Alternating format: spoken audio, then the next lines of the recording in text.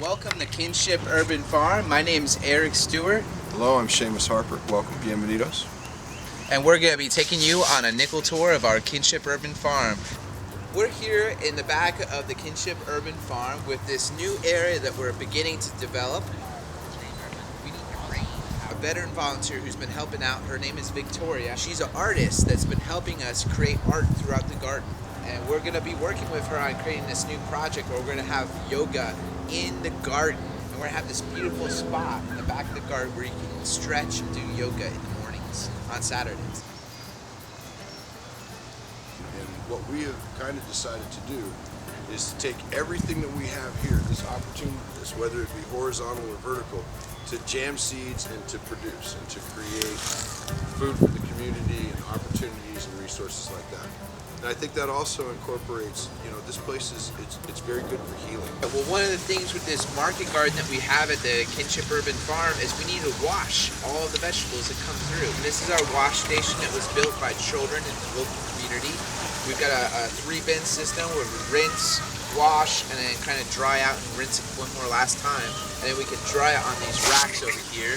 And the idea is that we can produce a lot of vegetables, but this is one of the hardest parts, getting them ready for the market. And everything that comes out of here has to be beautiful. And when it's on the table for sale, you can pick it up and put it right in your mouth. Right here we have our chickens at the Kinship Urban Farm. We feed them a lot of the weeds and leftover vegetables that we weren't able to use at the markets, leftover fruit and rinds. We don't actually sell the eggs, we're just using it for compost.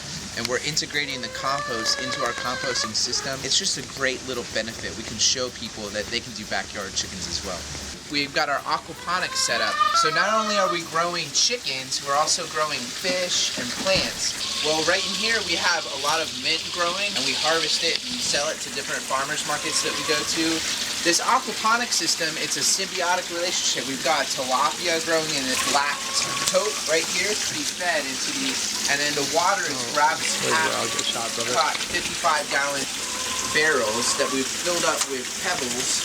And the water goes in and it's getting cleaned by bacteria that are living. When the bacteria break down all the fish waste, it creates plant food that the plants then eat. And the plants will clean the water, and then it goes into a sump, and the sump puts the water back into the fish tank. So it's a symbiotic rotating system that cleans the water. And we're trying to show how you can create an ecosystem and create food out of this ecosystem.